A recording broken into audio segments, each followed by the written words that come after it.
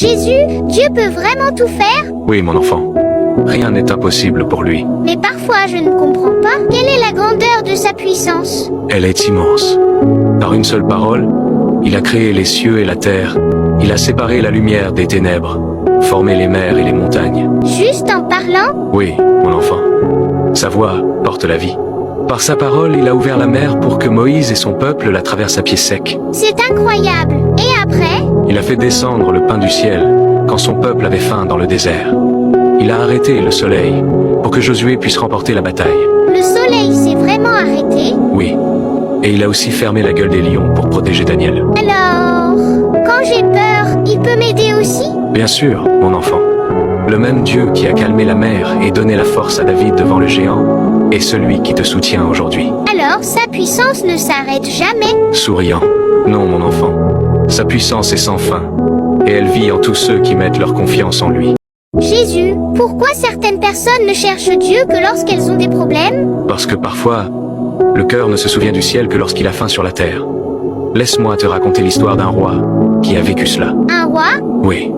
Quand son royaume prospérait, il a oublié celui qui lui avait donné la couronne. Il a cessé de prier, cessé de remercier, croyant que tout venait de sa propre force. Et qu'est-il arrivé ensuite? Une grande sécheresse est venue.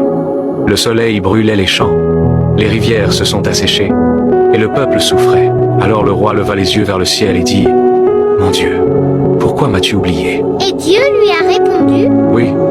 Il parla à son cœur et dit « Je ne t'ai pas oublié, mon fils.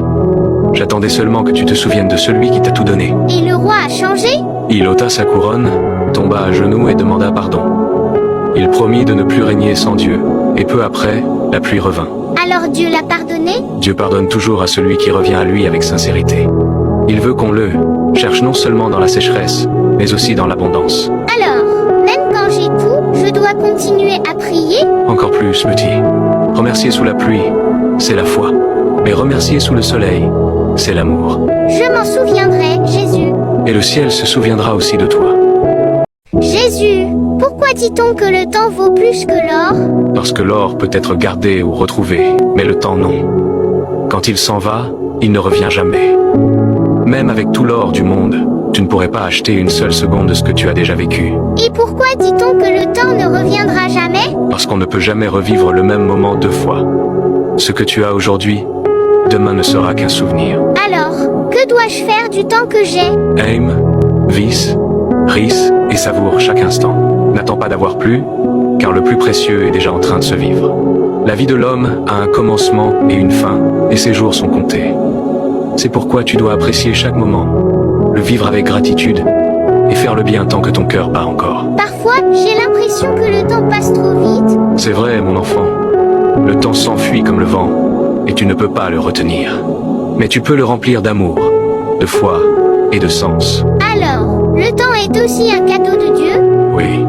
Chaque seconde est une occasion d'aimer mieux, de pardonner davantage et de remercier pour ce que tu as. Ne le gaspille pas en regardant en arrière. Merci, Jésus. Je promets de prendre soin de mon temps et de vivre avec joie. Fais-le, mon enfant, car celui qui valorise son temps apprend à valoriser la vie, et celui qui vit avec amour laisse des traces que le temps n'efface jamais. Jésus, puis-je te poser une question? Bien sûr, mon enfant. Que porte ton cœur? On dit que l'ennemi est très puissant, qu'il peut me faire tomber ou m'effrayer. Et si je ne suis pas assez fort? L'ennemi a du pouvoir, mais aucune autorité. Sa force réside dans le mensonge, pas dans la vérité. Alors, comment puis-je me défendre? Avec l'armure de Dieu. Une armure comme les soldats du royaume? Oui, mais celle-ci n'est ni de fer ni de bronze. C'est une armure invisible, qui protège ton âme. Invisible? Et comment la revêtir? Par la foi et la prière. La ceinture de la vérité te soutient. Ne laisse jamais le mensonge t'enchaîner. Parfois je mens parce que j'ai peur. Alors, prie. La vérité et la prière te rendent libre. Et ensuite? Revêt la cuirasse de la justice. Fais le bien, même quand personne ne te regarde. Et si j'échoue? Relève-toi. La grâce fait aussi partie de ton armure. Tâche et mes spies. Mets les sandales de l'évangile de la paix. Marche avec amour, non avec colère. Et ma tête? Protège-la avec le casque du salut. Et mes mains? Tiens le bouclier de la foi et l'épée de l'esprit, qui est ma parole. Et la prière, Jésus? La prière est le feu qui anime toute l'armure. Quand tu pries, le ciel combat à tes côtés. Alors, je Celui qui prie avec foi ne combat jamais sans puissance. Merci Jésus. Va, petit guerrier. L'ennemi tremble quand il voit ta foi brûler. Jésus, comment devons-nous prier? Parfois, je ne sais pas si je le fais bien. Mon enfant, prier ne consiste pas à bien faire les choses, mais à le faire avec amour. Mon Père ne regarde pas tes paroles, mais ton cœur. Et si je veux remercier pour la nourriture? Alors, dis quelque chose de simple, mais sincère. Seigneur, merci pour ce pain. Bénis celui qui l'a préparé et ceux qui aujourd'hui n'ont rien à manger. Quand tu pries ainsi, tu partages la bénédiction. Et si j'ai un motif particulier? Prie à genoux, avec le cœur ouvert. Les prières qui naissent des genoux sont celles qui montent le plus haut vers le ciel. Peu importe qu'elles soient courtes, l'essentiel est qu'elles soient sincères. Et ne répète pas toujours les mêmes mots.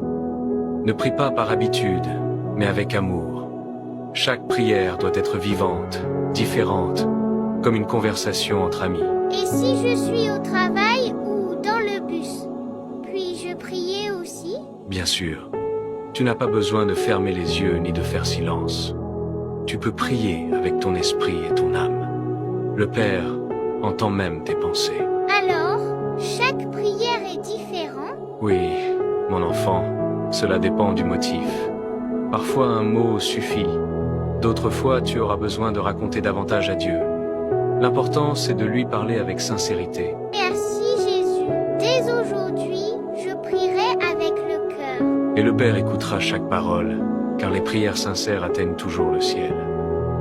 Seigneur, je prie, je demande, j'attends, mais ce que je te demande n'arrive pas. Pourquoi ne m'écoutes-tu pas? Je t'écoute, mon enfant. Mais parfois, quand tu ne vois pas de réponse, c'est parce que moi aussi, je t'attends. Tu m'attends? Pourquoi faire? Laisse-moi te raconter une histoire. Il y avait un homme qui, chaque jour, demandait à Dieu de lui envoyer du pain. Il priait avec foi, mais ne sortait jamais de chez lui. Un jour, Dieu lui parla et dit: « J'ai fait pousser le blé, mais toi, tu n'es pas allé le récolter. » Alors, l'homme priait, mais ne faisait rien. Oui, il espérait que le pain tombe du ciel, sans prendre la faucille ni aller au champ. Et qu'est-il arrivé ensuite? Quand il comprit que le miracle était déjà entre ses mains, il sortit, travailla, broya le blé et eut du pain pour lui et pour beaucoup d'autres. Alors, moi aussi, je dois bouger? Oui, mon enfant, quand tu pries, je t'écoute. Mais quand tu agis, je marche avec toi. La foi, ce n'est pas attendre les bras croisés, c'est avancer même sans voir encore la réponse. Maintenant, je comprends, Seigneur. Tu ne me refuses pas, tu m'apprends à me lever. C'est cela, petit. La prière ouvre le ciel, mais tes pas ouvrent le chemin. Jésus, pourquoi dis-tu que nous devons souhaiter du bien à nos ennemis? Parce que l'amour transforme les cœurs. Petit, la haine n'apporte que plus de haine. Mais si quelqu'un me fait du mal, ne devrais-je pas lui souhaiter la même chose? Laisse-moi te raconter une histoire. Oui, raconte-moi, Jésus. Il y avait un homme qui parlait toujours mal d'un voisin. Il l'insultait et cherchait à lui faire du mal. Et qu'a fait le voisin? Le voisin priait pour lui et chaque jour le saluait avec bonté, même s'il recevait du mépris. Et il ne s'est pas fatigué? Non, parce qu'il faisait confiance à Dieu. Un jour, l'homme méchant est tombé malade et personne n'a voulu l'aider. Seul ce voisin, qui avait subi ses insultes, est allé lui donner de l'eau et du pain. Et qu'est-il arrivé? L'homme a été touché et a pleuré. Son cœur a changé et il a demandé pardon. Depuis ce jour-là, ils sont devenus amis. Alors, souhaiter du bien peut changer les personnes? Oui, petit. Quand tu souhaites du bien et que tu pries pour tes ennemis, tu laisses l'amour de Dieu agir en eux. Je veux faire cela aussi. Fais-le, et ton cœur brillera de ma lumière.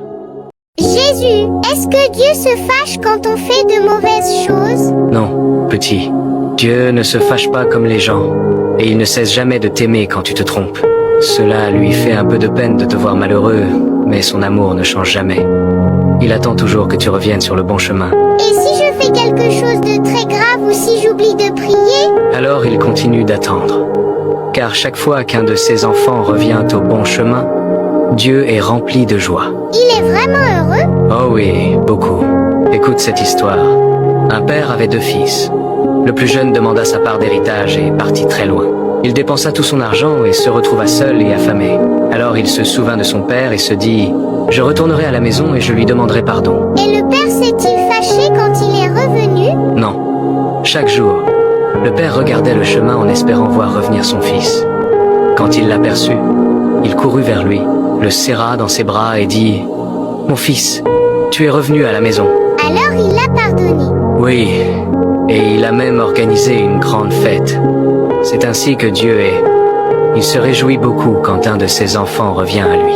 Alors si moi je me trompe, je peux revenir aussi? Bien sûr, Dieu t'attend toujours les bras ouverts, car son amour ne finit jamais.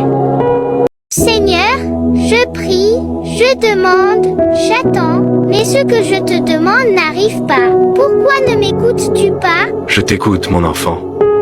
Mais parfois, quand tu ne vois pas de réponse, c'est parce que moi aussi, je t'attends. Tu m'attends? Pourquoi faire? Laisse-moi te raconter une histoire. Il y avait un homme qui, chaque jour, demandait à Dieu de lui envoyer du pain. Il priait avec foi, mais ne sortait jamais de chez lui.